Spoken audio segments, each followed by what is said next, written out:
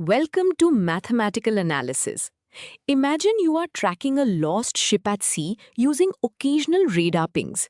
You only know the ship's exact location at a few specific random times, but you desperately need to guess where it was between those times. This process of estimating unknown values that fall between known data points is called interpolation. Today, we are going to master Lagrange's interpolation formula, a powerful mathematical tool designed exactly for this job. It creates a smooth, continuous curve that perfectly connects every single known data point, even if they are scattered randomly. Let us dive in. Now that we understand what interpolation is, let us look at how Lagrange's method actually works. The goal is to find a single function that yields the correct output for every given input. Lagrange achieves this by building what we call basis polynomials. Think of these as special, custom-made mathematical building blocks. Each basis polynomial is designed with a very specific magic trick. It must equal exactly 1 at its specific target point, and it must equal exactly 0 at all the other given points in our dataset. By doing this, we can isolate the influence of each data point without messing up the others. This concept of building blocks leads us directly to our first formula. Here is how we mathematically construct that magic basis polynomial. The large symbol represents the product, meaning we multiply a series of fractions together. The variable x is our unknown input, while x sub I is the specific known input we are building this block for. The variable x sub j represents all the other known inputs. Notice the denominator is just a constant distance between two known inputs. The numerator ensures that if we plug in any known input other than x sub I, the numerator becomes 0, wiping out the entire product. When we plug in x sub I, the fraction becomes 1. Now that we have these magical building blocks, let us see how to construct the final interpolation polynomial. We simply take each basis polynomial and multiply it by its corresponding known output value, y sub I. This y sub I acts as a scaling factor. Finally, we add all these scaled blocks together using the summation symbol to form our complete function p of x. Because each basis polynomial is 0 at all the other data points, adding them together does not mess up the values at those other points.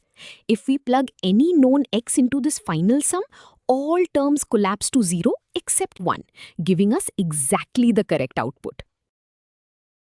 Before we move on to the error term, let us see this visually with a concrete diagram. Here you are looking at a graph with 3 known data points.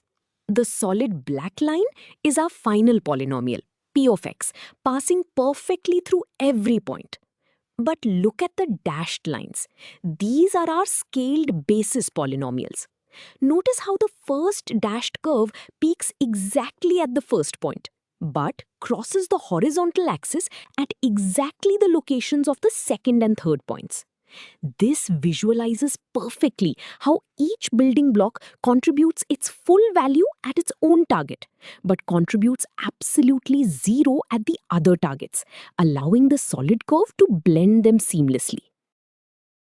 This beautiful visual blending brings us to an important question.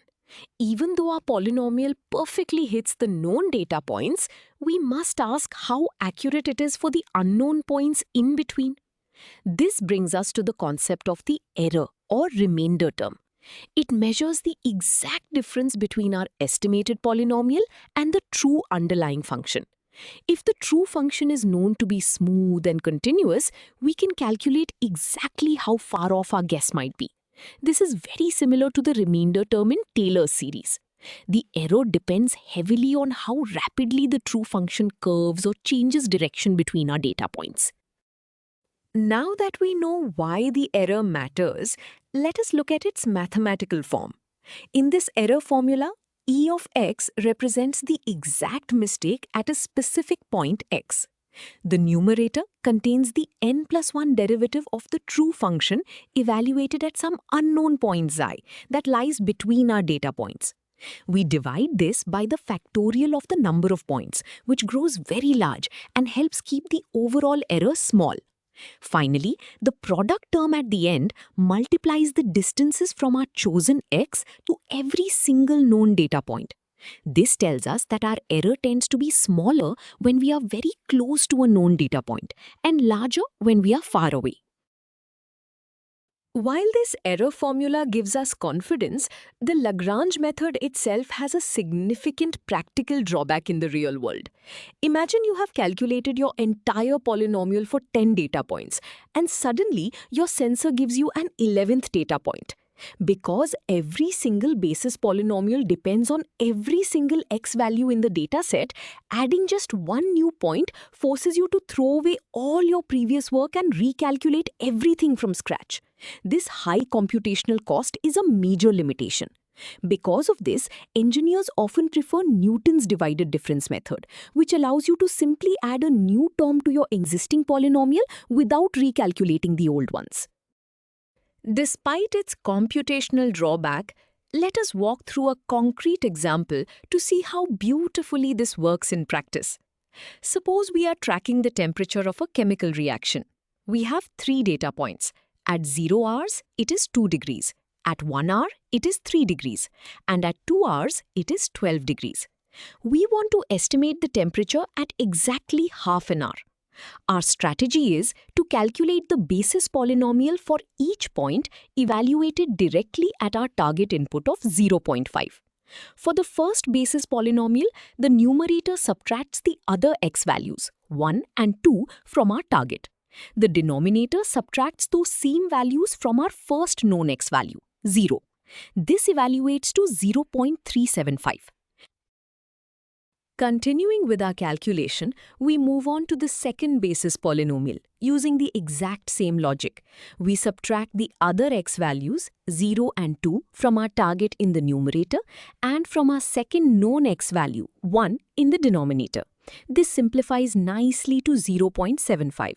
This relatively large weight makes sense because our target is very close to this point's x value. Finally, we calculate the third basis polynomial. Notice how the target point is furthest away from this third point at x equals 2. As expected, this gives us a smaller influence of negative 0.125. The negative sign indicates this distant point pulls the curve slightly downward. Now that we have all 3 basis values, we are ready for the final combination step.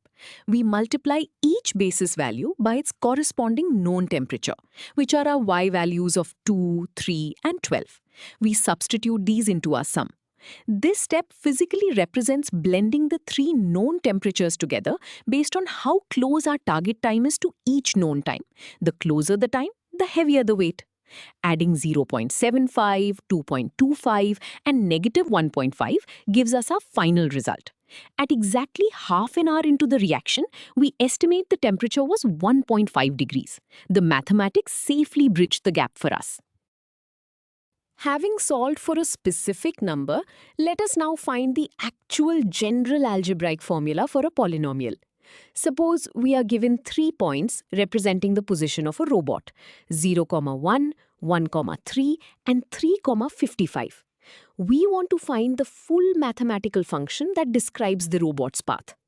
Our strategy is identical to the first example, but instead of plugging in a specific number, we will leave x as a variable. Here we have written out the full Lagrange formula in one large step.